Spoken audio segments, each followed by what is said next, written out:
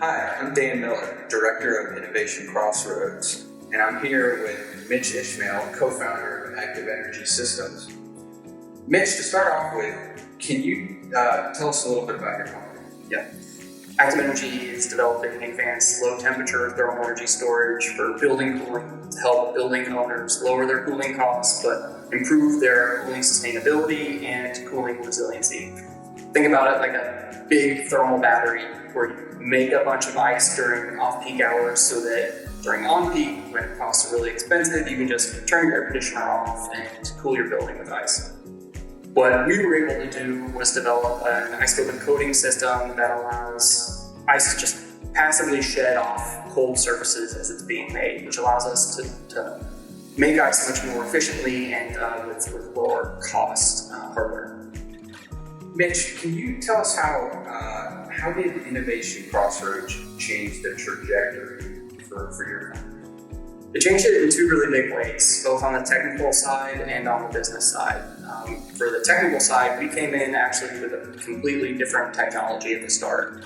And it was through Innovation Crossroads, the access to the expertise at ORNL, the time to be able to play around on some different projects that allowed us to realize that our real innovation was actually on this ice-phobic technology, not the original technology. So we were able to completely pivot the company and just go down that direction. On the business side, it was really through the Innovation Crossroads team that plugged us into the ecosystem, other entrepreneurs and investors, and because we felt so plugged in, it made us want to stay in the area and continue commercializing the technology. Speaking of the ecosystem, you're in Cohort 1 that came on 5 years ago, and you've done a great job plugging into the ecosystem and leveraging a lot of assets here. How do you think the ecosystem itself has changed since you've been here?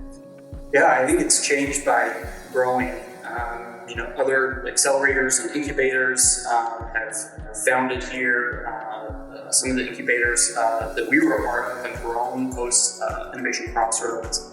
To give you an example, we got an investment from the Tennessee Fund, which is a local fund that puts in a little bit of money, but for really high impact for the company, that allowed us to file our finding foundational intellectual property that allowed us to continue commercializing the technology, and that's only continued to grow as well. So I think that just that continued trajectory of growth is what has really changed, and it's been really heartening. Describe that transition from working with Innovation Crossroads at ORNL and coming into a facility like this and continuing to develop. How did you make the transition from kind of developing from lab tech into commercialization? Yeah, it certainly wasn't all at once. At ORNL, we just had a fraction of a lab space, probably 100 square feet in total. There's a local incubator that we were then able to move into, partially while we were in Innovation Crossroads, but then after they're fully occupied. It was while we're at Innovation Crossroads, we're developing these ideas, writing grants, getting small amounts of funding. That's how we were able to get into the incubator, and we were just able to continually improve, break off these chunks that we're able to continually improve and improve to get larger and larger amounts of funding until we could end up here in about 5,000 square feet of lab space. Yeah, this is really impressive. And you've recently raised a seed round. Talk about how to balance still continuing to develop on the technical side, and then do all the things, due diligence, and the other things you need to do to raise a significant amount of money. Yeah, it's all about the team. The team is what has allowed us to be successful. So, co-founded the company with Lana Twain. He's really done the lion's share of the work on the race, and I've obviously provided support there. And then on the technical development side, when you've got good people, you can just kind of point them at a problem and go. And so I just again kind of support them on that technical side as well. So that's how we've been able to do it. And it's been really impressive to watch your team grow and as you continue to develop.